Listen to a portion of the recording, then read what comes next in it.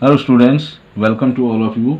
तो आज हम इस वीडियो में क्लास 10th के chapter first chemical reactions and equations के केवल इन टेक्स्ट एनसीईआरटी क्वेश्चंस करेंगे जो हमें चैप्टर के बीच में मिलते हैं।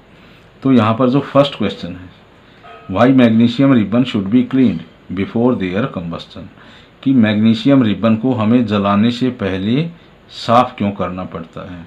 तो स्टूडेंट्स, सबसे पहले हमें पता होना चाहिए कि जो मैग्नीशियम रिबन है वो एक रिएक्टिव मेटल है। मैग्नीशियम क्या है? एक रिएक्टिव मेटल है, और जब इसे हम एयर के कांटेक्ट में रखेंगे लॉन्ग पीरियड तक, ज़्यादा समय तक, तो जो एयर के अंदर ऑक्सीजन प्रेजेंट होगी, ये मैग्नीशियम मेटल उस ऑक्सीजन के साथ रिएक्ट कर लेगा और वो बना लेगा अपने ऊपर एक लेयर मैग्नीशियम ऑक्साइड की। और जो इसके ऊपर मैग्नीशियम ऑक्साइड की लेयर बनती है वही लेयर नॉन कम्बस्टिबल रहेगी। इट मीन्स इस मैग्नीशियम ऑक्साइड की लेयर को हम नहीं जला सकते। तो उस मैग्नीशियम रिबन को जलाने से पहले हमें उस मैग्नीशियम ऑक्साइड की लेयर को साफ करना पड़ेगा उस मैग्नीशियम रिबन के ऊपर से। तो इसका आंसर हम क्या लिखेंगे? Magnesium is a reactive metal. Magnesium क्या है? एक रिएक्टिव मेटल है and it reacts with oxygen. ये किसके साथ रिएक्ट करता है? ऑक्सीजन जो किस में प्रेजेंट होती है? Present in air. तो जब ये एयर में प्रेजेंट ऑक्सीजन के साथ रिएक्शन करेगा और क्या बनाएगा ये? And form a layer of magnesium oxide. और यही मैग्नीशियम ऑक्साइड की लेयर क्या रहेगी? Non combustible in nature, which is non combustible in nature. So we have to remove. तो हमें क्या करना पड़ेगा? हमें रिमूव करना पड़ेगा किसको? This layer of magnesium oxide to burn. तो उस मैग्नीशियम ऑक्साइड की लेयर को हमें हटाना पड़ेगा किसको जलाने से पहले? To burn magnesium ribbon. तो ये आंसर रहेगा इस क्वेश्चन का। तो स्टूडेंट्स, इसके लिए हम एक बैलेंस केमिकल रिएक्शन लिखेंगे जिसमें हम शो करेंगे कि उस मैग्नीशियम रिबन से किस तरह से मैग्नीशियम एटम मैग्नीशियम ऑक्साइड में कन्वर्ट होते हैं। तो ये अपना मैग्नीशियम रिबन है और ये रिएक्ट करता है इस ऑक्सीजन के साथ जो एयर में प्रेजेंट है। तो जब ये इसके साथ रिएक्ट करेगा तो ये कन्वर्ट हो जाएगा इनटू मैग्नीशियम ऑक्साइड। तो अब हम इस रिएक्शन को बैलेंस करेंगे। यहाँ पर 2 ऑक्सीजन एटम है लेकिन यहाँ 1 ही है, तो इसको हम 2 से मल्टीप्लाई करेंगे तो मैग्नीशियम के भी 2 एटम हो जाएंगे। तो यहाँ पर भी हम इसको 2 से मल्टीप्लाई करेंगे। तो ये एक बैलेंस केमिकल रिएक्शन रहेगी for conversion of magnesium into magnesium oxide. तो स्टूडेंट, जो सेकंड क्वेश्चन है उसमें हमें बैलेंस केमिकल इक्वेशन लिखनी पड़ेगी इन केमिकल रिएक्शन की, जो हमें वर्ड की फॉर्म में दी गई है। तो फर्स्ट क्वेश्चन में हमें दिया गया है हाइड्रोजन जब भी क्लोरीन के साथ रिएक्ट करता है तो वो हाइड्रोजन क्लोराइड बनाएगा। तो यहाँ पर हम सबसे पहले अनबैलेंस केमिकल इक्वेशन को लिखेंगे। तो हाइड्रोजन गैस का फॉर्मूला रहेगा H2 और जो क्लोरीन का फॉर्मूला रहेगा वो रहेगा Cl2। जब ये हाइड्रोजन क्लोरीन के साथ रिएक्शन करेगा तो वो बनाता है हाइड्रोजन क्लोराइड जिसका फॉर्मूला रहेगा HCl। तो अब हम इस रिएक्शन को बैलेंस करेंगे। यहाँ पर 2 हाइड्रोजन एटम है, यहाँ पर है 1 हाइड्रोजन एटम। तो इस पूरे फॉर्मूला को हम 2 से मल्टीप्लाई करेंगे जिससे ये क्लोरीन एटम भी 2 हो जाएंगे और लेफ्ट हैंड साइड में हमें 2 क्लोरीन एटम्स मिलते हैं। तो इस तरह से ये केमिकल इक्वेशन बैलेंस फॉर्म में हो गई है। अब सेकेंड जो केमिकल इक्वेशन है उसमें एक कंपाउंड है बेरियम क्लोराइड। अब बेरियम क्लोराइड का फॉर्मूला क्या रहेगा? BaCl2, क्योंकि बेरियम के ऊपर चार्ज कितना प्रेजेंट होगा? +2, और क्लोराइड के ऊपर चार्ज होगा -1। तो यहाँ पर देखो, सबसे पहले हम इस पॉजिटिव नेगेटिव साइन को हटाएंगे। यहाँ पर इनमें कोई कॉमन फैक्टर नहीं है तो हम इनको क्रॉस मल्टीप्लाई कर देंगे। तो इससे जो फॉर्मूला बनेगा वो बेरियम क्लोराइड का बनेगा। इसी तरह से हमें एक कंपाउंड दिया है एल्यूमिनियम सल्फेट। तो एल्यूमिनियम के ऊपर चार्ज होता है +3 और सल्फेट के ऊपर होता है -2। तो सबसे पहले हम इस पॉजिटिव नेगेटिव साइन को रिमूव करेंगे, इनमें कोई कॉमन फैक्टर नहीं है, तो क्रॉस मल्टीप्लाई करेंगे। तो एल्यूमिनियम के कितने एटम हो जाएंगे, यहाँ पर 2 हो जाएंगे, और सल्फेट के कितने आयन रहेंगे, यहाँ पर 3 आयन्स रहेंगे। तो ये फॉर्मूला रहेगा एल्यूमिनियम सल्फेट का। तो जब ये रिएक्ट करते हैं तो हमें कंपाउंड कौन से मिलते हैं, बेरियम सल्फेट। तो उसका फॉर्मूला रहेगा BaSO4, और जो एल्यूमिनियम क्लोराइड है उसका फॉर्मूला रहेगा AlCl3, क्योंकि एल्यूमिनियम के ऊपर +3 है और क्लोराइड के ऊपर -1 है। तो यहाँ पर पॉजिटिव नेगेटिव रिमूव करेंगे और क्रॉस मल्टीप्लाई करेंगे, तो AlCl3। इसी तरह से जो बेरियम सल्फेट है, बेरियम सल्फेट को हम इस तरह से लिखेंगे, बेरियम 2+ आयन और सल्फेट -2 आयन। तो यहाँ पॉजिटिव से नेगेटिव रिमूव करेंगे, और यहाँ पर ये कॉमन फैक्टर है 2, तो इसको कैंसिल कर देंगे। तो इससे जो फॉर्मूला बनेगा वो रहेगा बेरियम सल्फेट। तो यहाँ पर हम सबसे पहले उस फॉर्मूला को चूज़ करेंगे जिसमें सबसे ज़्यादा एटम्स है। तो हमें एल्यूमिनियम सल्फेट में ही सबसे ज़्यादा एटम मिलते हैं। तो यहाँ पर हम सबसे पहले करेंगे एल्यूमिनियम को बैलेंस। तो यहाँ पर 2 एल्यूमिनियम एटम है, यहाँ पर है 1 एल्यूमिनियम एटम। तो इस पूरे फॉर्मूला को हम 2 से मल्टीप्लाई करेंगे। तो देखो यहाँ पर जब इस पूरे फॉर्मूला को हम 2 से मल्टीप्लाई करेंगे तो एल्यूमिनियम तो बैलेंस हो गया, लेकिन यहाँ पर क्लोरीन के कितने एटम्स हो जाएंगे, 6। लेकिन लेफ्ट हैंड साइड में टोटल कितने क्लोरीन एटम्स हैं, 2 हैं। तो अगर हम इस फॉर्मूला को 3 से मल्टीप्लाई कर देंगे तो क्लोरीन भी बैलेंस हो जाएगा। अब हम बैलेंस करेंगे इस बेरियम को। यहाँ बेरियम के 3 एटम्स हैं, लेकिन यहाँ पर केवल एक ही एटम है, तो इसको मल्टीप्लाई करेंगे हम 3 से। तो जैसे ही हम इसको 3 से मल्टीप्लाई करते हैं, हमारे सल्फेट आयन भी 3 हो जाते हैं, जो लेफ्ट हैंड साइड में भी 3 हैं। तो अब ये रिएक्शन एक बैलेंस फॉर्म में है। थर्ड क्वेश्चन है हमारा, right a balance chemical equation. हमें बैलेंस केमिकल इक्वेशन लिखनी पड़ेगी along with the state symbol for the following reaction. तो यहाँ पर हमें उन सभी कंपाउंड्स के स्टेट्स के बारे में भी लिखना पड़ेगा कि उस रिएक्शन के जितने भी कंपाउंड्स होंगे वो सॉलिड स्टेट में हैं, या एक्वस सॉल्यूशन की फॉर्म में हैं, या गैसियस की फॉर्म में है। तो वो भी हमें साथ साथ लिखने पड़ेंगे। तो फर्स्ट केमिकल इक्वेशन है हमारी कि सॉल्यूशन दिया गया है एक बेरियम क्लोराइड का और सोडियम सल्फेट का, किसमें, वाटर में। तो बेरियम क्लोराइड का फॉर्मूला क्या रहेगा, BaCl2, और इसका सॉल्यूशन बनाया है हमने वाटर में। तो ये एक एक्वस सॉल्यूशन है, क्योंकि बेरियम के ऊपर +2 चार्ज रहेगा और क्लोराइड के ऊपर -1। तो पॉजिटिव नेगेटिव रिमूव करेंगे और क्रॉस मल्टीप्लाई कर देंगे, तो फॉर्मूला बेरियम क्लोराइड का बनेगा BaCl2। अब ये रिएक्ट करता है किसके साथ, सोडियम सल्फेट के साथ, जिसका भी सॉल्यूशन बनाया गया है वाटर में। तो सोडियम सल्फेट का फॉर्मूला रहेगा Na2SO4, और ये भी क्या है, एक्वस सॉल्यूशन की फॉर्म में है। तो यहाँ पर देखो इससे प्रोडक्ट कौन कौन से बनते हैं। हमें मिलता है एक इनसॉल्यूबल बेरियम सल्फेट। अब बेरियम सल्फेट का फॉर्मूला क्या रहेगा, Ba के ऊपर +2 चार्ज और सल्फेट के ऊपर -2। तो ये पूरा का पूरा कैंसिल हो जाएगा, और फॉर्मूला रहेगा बेरियम सल्फेट का BaSO4। तो यहाँ से देखो BaSO4 क्या बनता है, इनसॉल्यूबल। इनसॉल्यूबल मीन्स वो बेरियम सल्फेट हमें मिलता है सॉलिड फॉर्म में, और इसके साथ साथ हमें मिलता है सोडियम क्लोराइड सॉल्यूशन की फॉर्म में। तो सोडियम क्लोराइड का फॉर्मूला क्या रहेगा, NaCl, और ये सॉल्यूशन की फॉर्म में है, जो है एक्वस सॉल्यूशन। तो ये एक अनबैलेंस्ड केमिकल रिएक्शन रहेगी इस पर्टिकुलर स्टेटमेंट के लिए। तो अब हमें इसे बैलेंस करना होगा। तो यहाँ पर हम सबसे पहले उस कंपाउंड को लेंगे जिसमें सबसे ज़्यादा एटम्स प्रेजेंट है। तो यहाँ पर है देखो सबसे ज़्यादा एटम्स, तो यहाँ पर सोडियम के कितने एटम हैं, 2, यहाँ पर 1 है। तो इस पूरे फॉर्मूला को हम 2 से मल्टीप्लाई कर देंगे।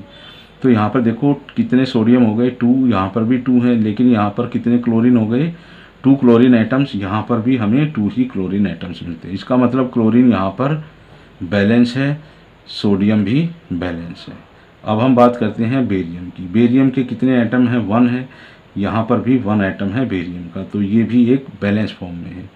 अब हम देखेंगे सल्फेट। सल्फेट यहाँ पर कितने हैं, 1 है, और यहाँ पर भी 1 ही सल्फेट है, तो ये सल्फेट भी यहाँ पर बैलेंस फॉर्म में है। तो इस तरह से हम इस केमिकल इक्वेशन को बैलेंस फॉर्म में लिखेंगे अलॉन्ग विद देयर स्टेट्स। जो सेकंड पार्ट रहेगा इस क्वेश्चन का, उसमें दिया गया है कि सोडियम हाइड्रोक्साइड का सॉल्यूशन है हमारे पास वाटर में। तो यहाँ पर देखो सोडियम हाइड्रोक्साइड का फॉर्मूला क्या रहेगा, NaOH, और ये एक्वस सॉल्यूशन की फॉर्म में है, तो यहाँ AQ लिखेंगे। और ये रिएक्ट करता है किसके साथ, aqueous solution of hydrochloric acid, कि जिस हाइड्रोक्लोरिक के सॉल्यूशन को बनाया गया है वाटर में। तो यहाँ पर लिखेंगे हम HCl का फॉर्मूला और इसके साथ एक्वस लिखेंगे। अब जब ये रिएक्ट करते हैं तो क्या क्या बनता है यहाँ पर, सोडियम क्लोराइड, और सोडियम क्लोराइड का फॉर्मूला क्या रहेगा, NaCl, और ये किस में मिलता है हमें, वाटर में, तो ये एक एक्वस सॉल्यूशन है। और इसके साथ साथ क्या बनता है, एक कंपाउंड और बनेगा जो है वाटर, और वो वाटर बनेगा लिक्विड स्टेट में। अब देखो यहाँ पर ये बैलेंस फॉर्म में है या नहीं है, यहाँ पर सिंगल सोडियम एटम है, यहाँ पर भी सिंगल सोडियम एटम है, तो सोडियम बैलेंस है। क्लोरीन के 1 एटम है, यहाँ पर भी 1 क्लोरीन एटम है, तो ये भी बैलेंस है। अब हाइड्रोजन के कितने एटम हैं, 2 हैं, यहाँ पर 2 हैं। सिंगल ऑक्सीजन एटम है, यहाँ पर भी 1 ही ऑक्सीजन एटम है, तो ये केमिकल इक्वेशन भी बैलेंस फॉर्म में है।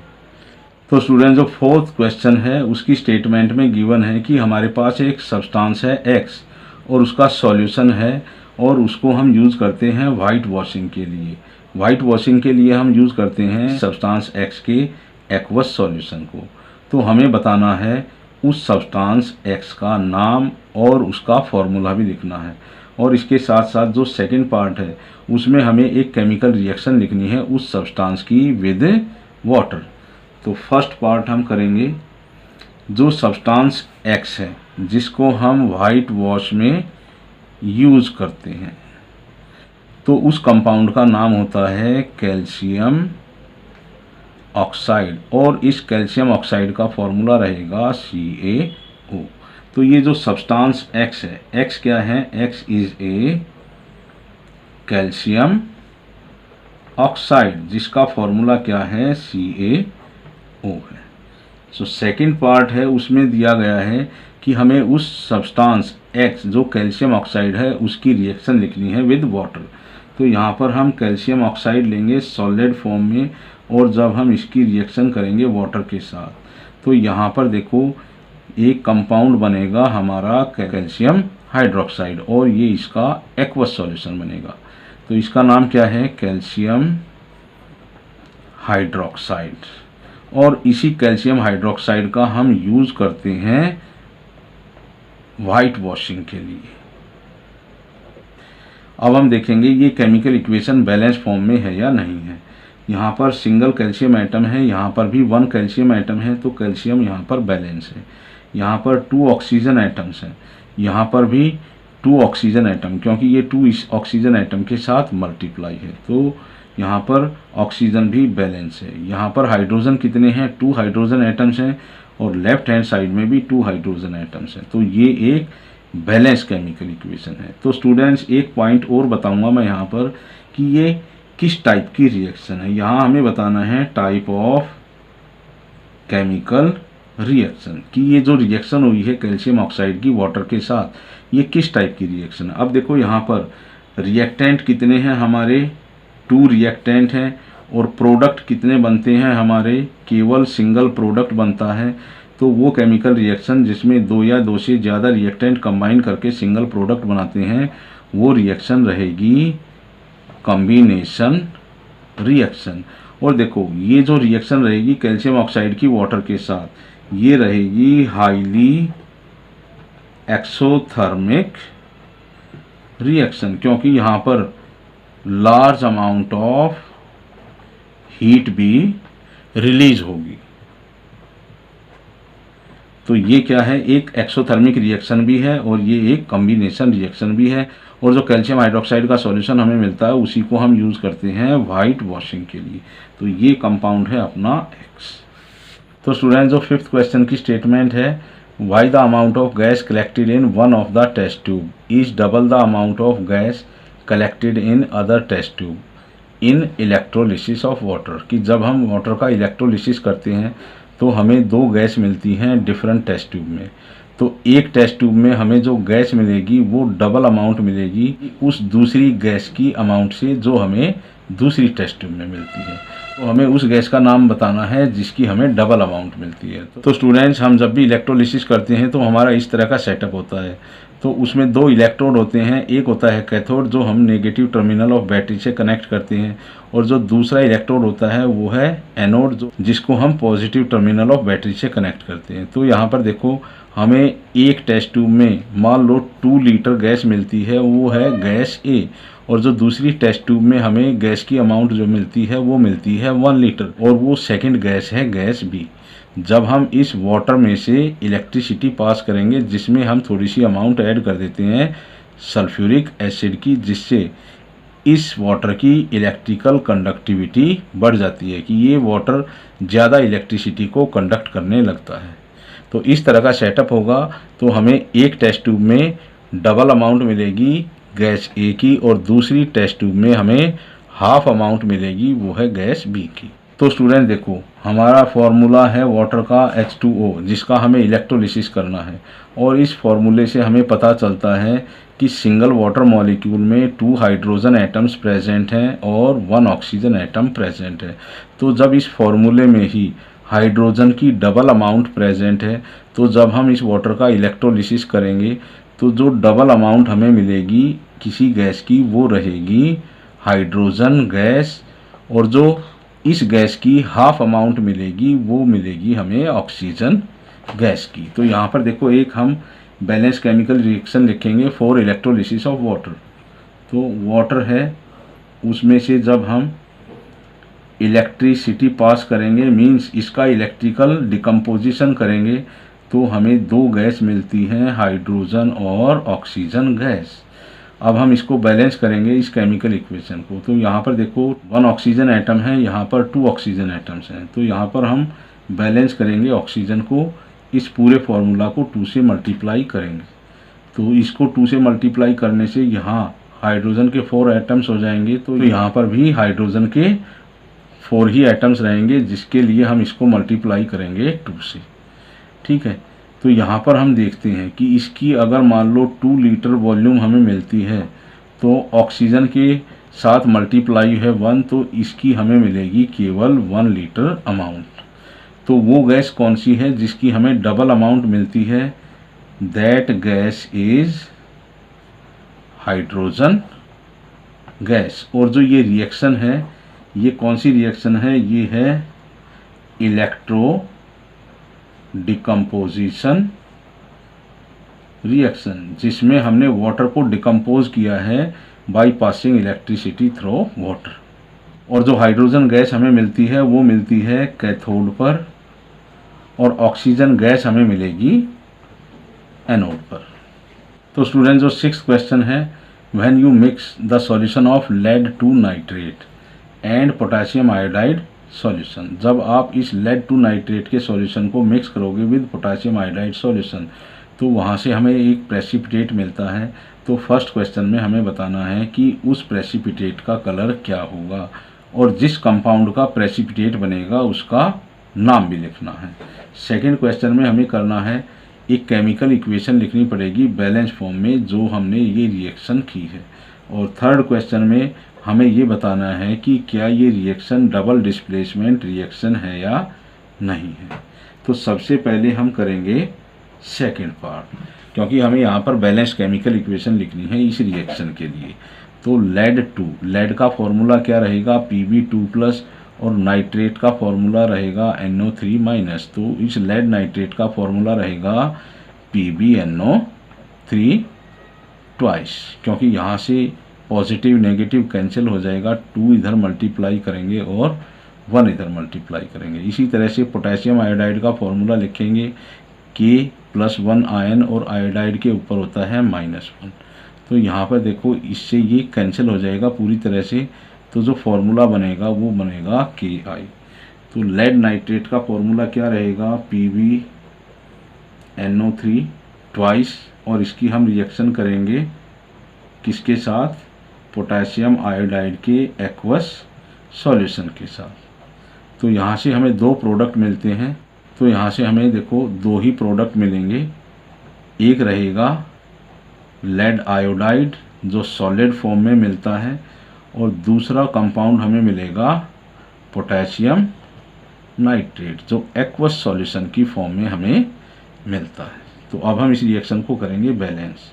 तो अब हम देखते हैं इसमें जो सॉलिड कंपाउंड बनता है, सॉलिड प्रोडक्ट बनेगा, वही रहेगा इस रिएक्शन के लिए प्रेसिपिटेट, और इसका कलर होता है येलो। तो ये है लेड नाइट्रेट पोटेशियम आयोडाइड, और जो सेकंड प्रोडक्ट हमें मिलता है वो मिलता है पोटेशियम नाइट्रेट।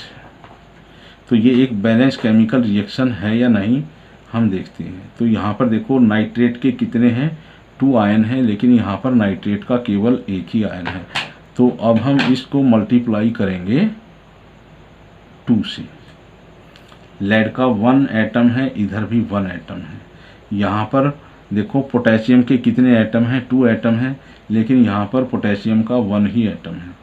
तो इसको मल्टीप्लाई करेंगे 2 से। तो यहाँ पर कितने आयोडीन एटम हो जाएंगे, 2, और यहाँ पर भी 2 ही आयोडीन एटम है। तो आयोडीन भी बैलेंस है, पोटेशियम भी बैलेंस है दोनों साइड, लेड भी बैलेंस है, और नाइट्रेट भी बैलेंस है।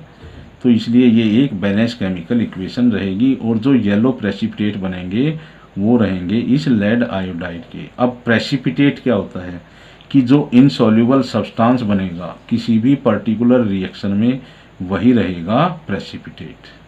अब हम करेंगे फर्स्ट पार्ट इस क्वेश्चन का। What is the colour of precipitate formed? तो वो कलर क्या रहेगा, येलो कलर रहेगा उस प्रेसिपिटेट का, और जो कंपाउंड बनता है इस रिएक्शन से उसका नाम क्या है, लेड आयोडाइड। Lead iodide.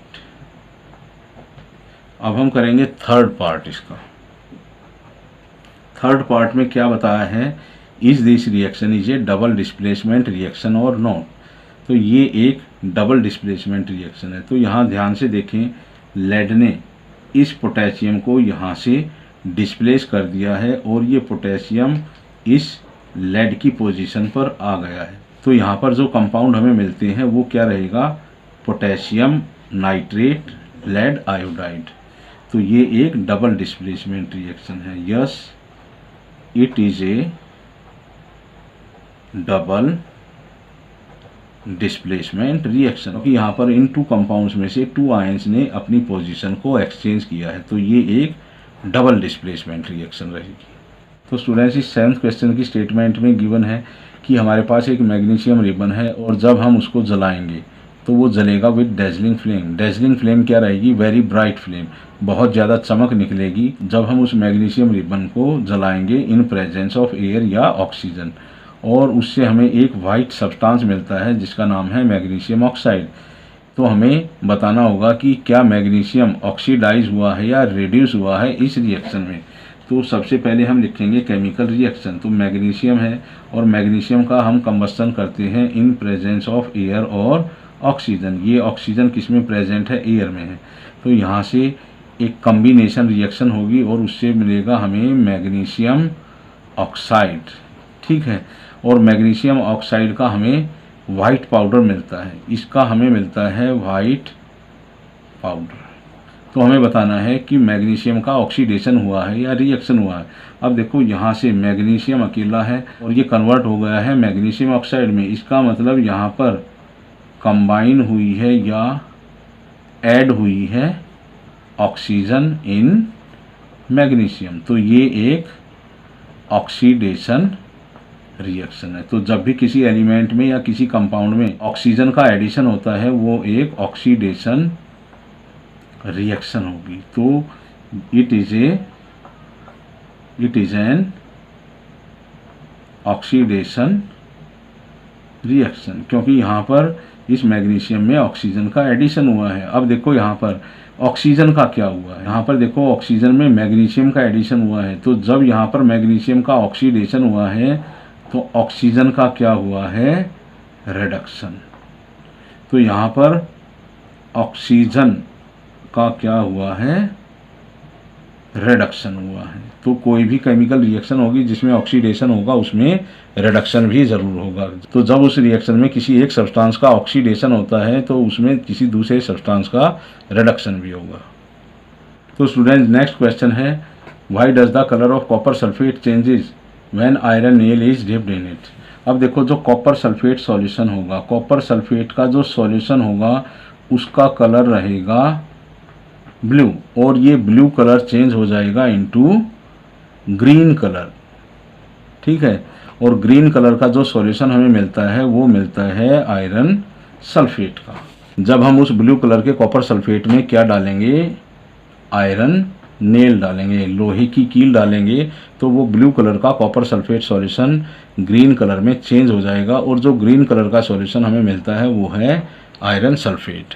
अब देखो यहाँ पर हमारे पास क्या है, कॉपर सल्फेट का सॉल्यूशन है इस टेस्ट ट्यूब में जिसका कलर क्या है, ब्लू है, और इसमें हमने आयरन नेल डाल दी है। तो कुछ समय के बाद इस ब्लू कलर का सॉल्यूशन हो जाएगा ग्रीन कलर का, और ये ग्रीन कलर का सॉल्यूशन क्या है, FeSO4 का सॉल्यूशन रहेगा।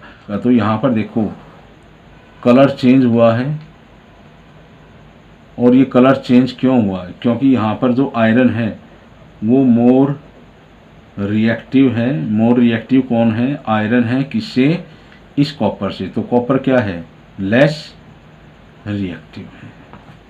तो यहाँ पर हम देखो सबसे पहले एक केमिकल रिएक्शन लिखेंगे, किसके बीच में, कॉपर सल्फेट के एक्वस सॉल्यूशन के बीच में और आयरन के बीच में। तो जब हम इस कॉपर सल्फेट के एक्वस सॉल्यूशन में आयरन को डालते हैं तो वहाँ से एक डिस्प्लेसमेंट रिएक्शन होगी, डिस्प्लेसमेंट रिएक्शन होगी। क्यों, क्योंकि यहाँ पर आयरन क्या है, मोर रिएक्टिव है, और इस कंपाउंड में जो कॉपर प्रेजेंट है वो है लेस रिएक्टिव। तो यहाँ पर ये मोर रिएक्टिव मेटल इस लेस रिएक्टिव कॉपर को डिस्प्लेस कर देगा, और इसकी जगह आ जाएगा कॉपर, और कॉपर की जगह चला जाएगा ये आयरन। तो हमें कंपाउंड क्या मिलेगा, FeSO4 का एक्वस सॉल्यूशन जिसका कलर रहेगा लाइट ग्रीन, और कॉपर हमें मिलता है इन सॉलिड फॉर्म। ये क्यों हुआ है, क्योंकि यहाँ पर एक डिस्प्लेसमेंट रिएक्शन हुई है, और डिस्प्लेसमेंट रिएक्शन तभी होती है जब कोई मोर रिएक्टिव मेटल किसी लेस रिएक्टिव मेटल को उसके कंपाउंड से डिस्प्लेस करता है। तो इस क्वेश्चन का आंसर हम क्या लिखेंगे, इसका हम आंसर लिखेंगे iron is more reactive than copper, so displacement reaction takes place. तो ये आंसर रहेगा इस क्वेश्चन का। नेक्स्ट क्वेश्चन की स्टेटमेंट है, give an example of double displacement reaction. हमें एक एग्जांपल देना पड़ेगा डबल डिस्प्लेसमेंट रिएक्शन का, जो होगी other than between barium chloride and sodium sulphate. जो डिफरेंट रिएक्शन रहेगी जिसमें रिएक्टेंट बेरियम क्लोराइड और सोडियम सल्फेट नहीं रहेंगे। तो बड़ी ही सिंपल रिएक्शन है। देखो यहाँ पर आंसर में हम फर्स्ट एग्जांपल लेंगे, और यहाँ पर हम लेंगे देखो HCl और NaOH। तो यहाँ पर देखो ये Na इस हाइड्रोजन को डिस्प्लेस कर देगा, और हाइड्रोजन आ जाएगा सोडियम की जगह। तो यहाँ पर देखो प्रोडक्ट क्या मिलते हैं, NaCl प्लस H2O। तो ये भी एक डिस्प्लेसमेंट रिएक्शन है।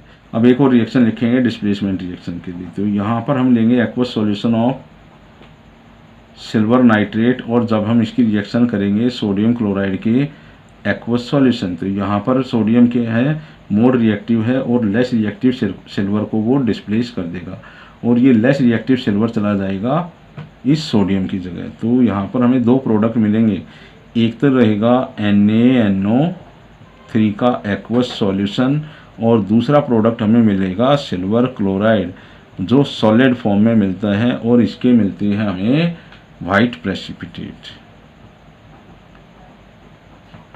तो ये सिल्वर क्लोराइड हमें प्रेसिपिटेट की फॉर्म में मिलेगा जब हम सिल्वर नाइट्रेट के एक्वस सॉल्यूशन की रिएक्शन करेंगे सोडियम क्लोराइड से। तो स्टूडेंट्स यहाँ पर लास्ट क्वेश्चन रहेगा इंटेक्ट क्वेश्चन फर्स्ट चैप्टर के लिए, identify the substance which is oxidised. हमें उस सब्सटेंस को आइडेंटिफाई करना है जिसका ऑक्सीडेशन हुआ है, and the substance which is reduce, और उस सब्सटेंस को भी आइडेंटिफाई करना है जिसका रिडक्शन हुआ है।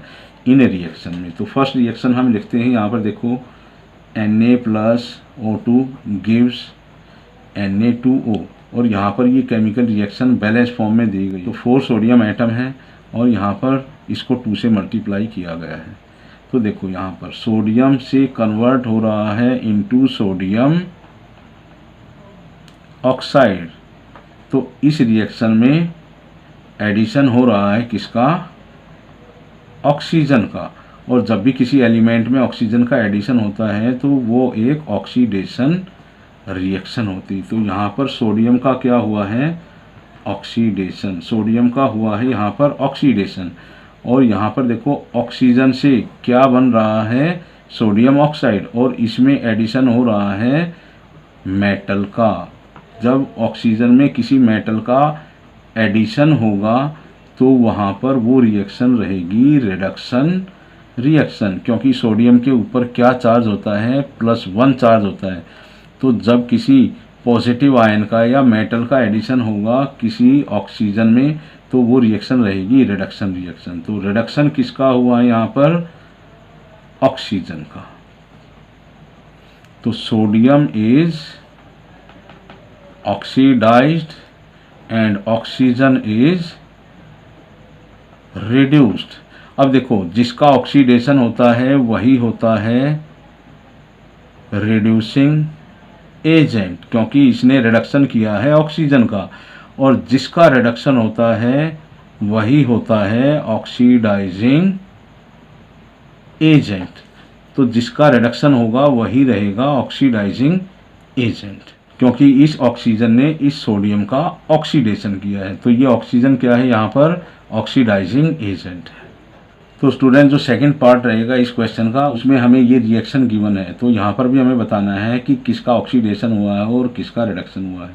तो यहाँ पर इस कॉपर ऑक्साइड से हमें क्या मिलता है? कॉपर मेटल मिलता है।